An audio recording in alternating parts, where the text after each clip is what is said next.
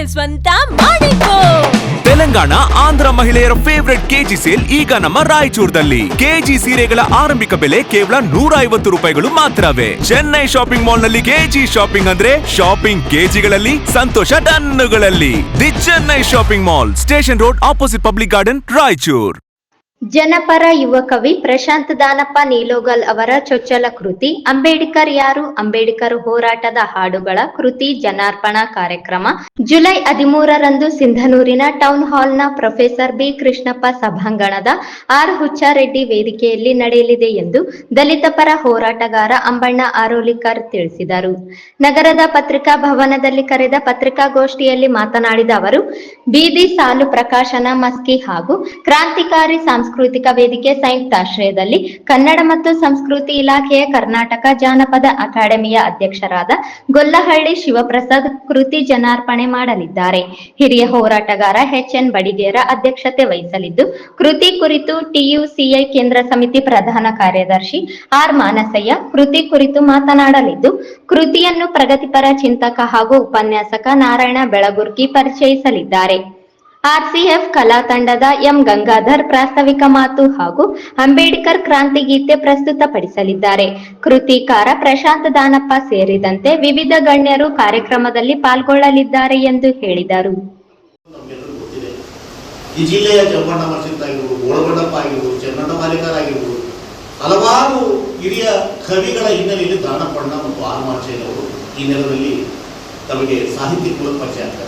ಆ ಪರಂಪರೆಯನ್ನು ಮುಂದುವರಿಸತಕ್ಕಂಥ ಹಿನ್ನೆಲೆಯಲ್ಲೇ ಪ್ರಶಾಂತ್ ನೀಲಗಲ್ ಯುವ ಕವಿ, ಯುವ ಪ್ರತಿಭೆ ದಾನಪ್ಪಣ್ಣನ ಮಗ ಅಂಬೇಡ್ಕರ್ ಯಾವ ಅಂಬೇಡ್ಕರ್ ಅನ್ನೋ ಕೃತಿಯನ್ನು ಹೊರಡಿದ್ದಾರೆ. ಶಿಕ್ಷಣ ಸುಮಾರು 30 ವರ್ಷಗಳ ಕೆಳಗಡೆ ಹಲವಾರು ಹಾಡುಗಳು ಬರಲಿಲ್ಲ. ಆದರೆ ಒಂದು ಕಡೆ ಸಂಗ್ರಹ ಮಾಡಿ ಜನರಿಗೆ ಬಿತ್ತರಿಸ್ತಕ್ಕಂಥ ಒಂದು ಜನರಿಗೆ ದಿನನಿತ್ಯ ಕೈಗೆಟಕತಕ್ಕಂಥ ಒಂದು ಹಿನ್ನೆಲೆಯಲ್ಲಿ ಒಂದು ಬೀದಿ ಸಾಲು ಅನ್ನೋ ಪ್ರಕಾಶನ ಮತ್ತು ಕ್ರಾಂತಿಕಾರಿ ಸಾಂಸ್ಕೃತಿಕ ವೇದಿಕೆಯ ಸಹಯೋಗದಲ್ಲಿ ನಾಳೆ ಅಂದರೆ 13ಕ್ಕೆ ಸಿಂಧನೂರಲ್ಲಿ ಟೌನ್ ಹಾಲ್ನಲ್ಲಿ ಬಿ ಕೃಷ್ಣಪ್ಪ ಸಭಾಂಗಣ ಮತ್ತು ಹುಚ್ಚರೆಡ್ಡಿ ವೇದಿಕೆ. ಹುಚ್ಚರೆಡ್ಡಿ ತಮಗೆಲ್ಲ ನೆನೆಸಿರಬೇಕು. ಹುಚ್ಚರೆಡ್ಡಿ ಅಲ್ಲಿಗೆ ಹೊಡೆದ್ರೆ ಇಡೀ ವ್ಯವಸ್ಥೆ ದಂದು ಉಳಿತೀವಿ ಅಂತ ಒಂದು ಅಲಿಗೆಯನ್ನು ಜನಪರ ಶೈಲಿ, ಸಾಂಸ್ಕೃತಿಕ ಹಿನ್ನೆಲೆ ಅವರ ವೇದಿಕೆಯಲ್ಲಿ ಪ್ರಥಮ ಬಾರಿಗೆ ಕಾರ್ಯಕ್ರಮ ಮಾಡ್ತಾ ಇದ್ದಾರೆ. ಪ್ರಶಾಂತ್ ಬಗ್ಗೆ ಒಂದು 2 ಸೆಕೆಂಡ್ಗಳು ಹೇಳ್ತೀನಿ. ತಾವೆಲ್ಲರಿಗೆ ಇನ್ವಿಟೇಷನ್ ಕೊಟ್ಟಿರೋದ್ರಿಂದ ನಾನು ಹೆಚ್ಚಿಗೆ ಹೇಳ್ತಕ್ಕಂಥ ಅಗತ್ಯ ಇಲ್ಲ. ಯಾಕಂದ್ರೆ ತಾವೆಲ್ಲರೂ ಹೋರಾಟಗಾರರು. ನಾನು ಭಾವಿಸ್ತೀನಿ ಯೂನಿವರ್ಸಿಟಿಯಲ್ಲಿ ಓದೋ ಕಾಲಕ್ಕೆ ಅವರಿಗೆ ಇಡೀ ವಿದ್ಯಾರ್ಥಿಗಳು ಇವತ್ತು ಬರ್ತ್ಡೇ ಇದೆ, ಸ್ವಾತಂತ್ರ್ಯ ಇದೆ, ಇಡೀ ದೇಶದ ಬರ್ತ್ಡೇ ಇದು, ಅದಕ್ಕೋಸ್ಕರ ಈ ಸ್ವಾತಂತ್ರ್ಯ ದಿನಾಚರಣೆಯನ್ನ ನಾವೆಲ್ಲ ಸಂಭ್ರಮದಿಂದ ಆಚರಿಸೋಣ ಅಂತ ಹೇಳೋ ಕಾಲಕ್ಕೆ ಅವರು ಶಿವಮೊಗ್ಗ ಮತ್ತು ಬೇರೆ ಬೇರೆ ಯೂನಿವರ್ಸಿಟಿಗಳಲ್ಲಿ ಹೋಗುವ ಕಾಲಕ್ಕೆ ಮಗಳೂರು ಯೂನಿವರ್ಸಿಟಿಗೆ ಹೋಗುತ್ತಾರೆ. ಬಟ್ ತಂದೆ ಆಗಿರ್ತಕ್ಕಂಥ ಒಂದು ಆರ್ಡರ್ ಮಾಡ್ತಾರೆ.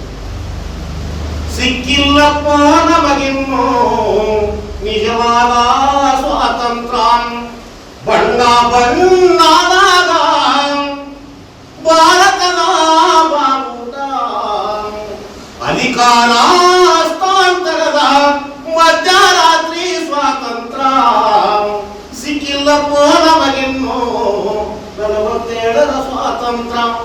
ಅವ್ರು ಬರೆದಿರ್ತಕ್ಕಂಥ ಪ್ರತಿಯೊಂದು ಹಾಡನ್ನ ಒಂದು ನುಡಿಯನ್ನು ನೋಡಿದ್ರೆ ಇಡೀ ಭಾರತದ ಒಟ್ಟಾರೆ ಅಧಿಕಾರ ಹಸ್ತಾಂತರದ ಮತ್ತೆ ಬಡಬಗ್ಗರ ಸ್ಲಮ್ಗಳ, ಗರ್ಭನಾಗ್ತಕ್ಕಂಥ ಸ್ಲಮ್ಗಳ ಇಡೀ ವ್ಯವಸ್ಥೆಯನ್ನ ಸಾಧನಪಡಿಸ್ತಕ್ಕಂಥ ನಾನು ಹೇಳ್ತಾ ಇದ್ದೀನಿ. ದಾನಪ್ಪನ ಮಗಾಗಿ ಸಾಹಿತ್ಯ ಬಂದಿದ್ದು ದಲಿತ ಚಳವಳಿಯನ್ನು ಹತ್ತಿರದಿಂದ ನೋಡಿದ್ರಿಂದ ಅವರ ತಾಯಿ ಅಂಗನವಾಡಿ ಶಿಕ್ಷಕಿಯಾಗಿ, ಅವರಪ್ಪ ಕ್ರಾಂತಿಕಾರಿ ಕಲಾವಿದರಾಗಿ ಇದುವರೆಗೂ ಪ್ರಾಮಾಣಿಕವಾಗಿ ಸರಳ ಜೀವನವನ್ನು ನಡೆಸ್ತಕ್ಕಂಥ ಈ ಎಲ್ಲ ಹಿನ್ನೆಲೆಗಳು ಮೋಸ್ಟ್ಲಿ ಪ್ರಶಾಂತನ ಬಡಿದೇಗಿಸಿದವರು.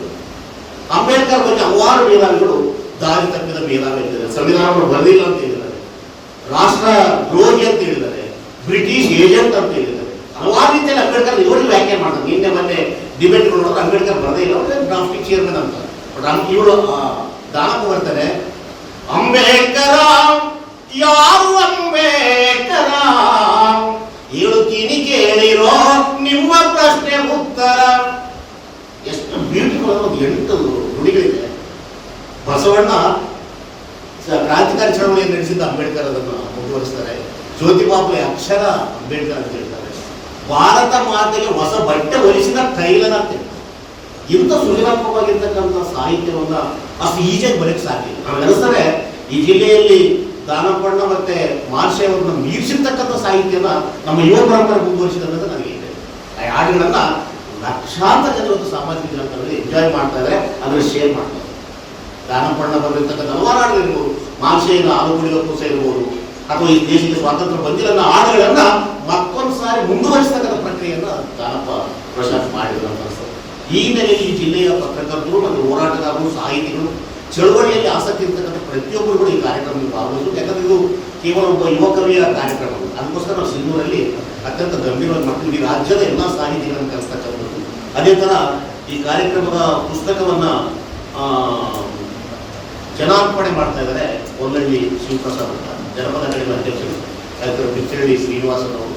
ಇಡೀ ರಾಜ್ಯದ ಎಲ್ಲ ಕಲಾಕಾರರು ಬರ್ತವೆ. ಅದಕ್ಕೋಸ್ಕರ ಈ ಜಿಲ್ಲೆಯ ಹೋರಾಟಗಾರರು ಅಥವಾ ಈ ಪರಂಪರೆಯನ್ನು ಮುಂದುವರಿಸತಕ್ಕಂಥ ಪ್ರತಿಯೊಬ್ಬರು ಈ ಕಾರ್ಯಕ್ರಮದಲ್ಲಿ ಭಾಗವಹಿಸತಕ್ಕಂಥದ್ದು ನಮ್ಮ ಈ ಪತ್ರಿಕಾ ಬಗ್ಗೆ ಉದ್ದೇಶ. ಈ ಸಂದರ್ಭದಲ್ಲಿ ಶಂಕರಪ್ಪ ಹೊಸೂರು, ರಾಘವೇಂದ್ರ ಬೋರೆಡ್ಡಿ, ಮಲ್ಲೇಶ್, ಕೆಪಿ ಅನಿಲ್ ಕುಮಾರ್ ಸೇರಿದಂತೆ ಇತರರಿದ್ದರು.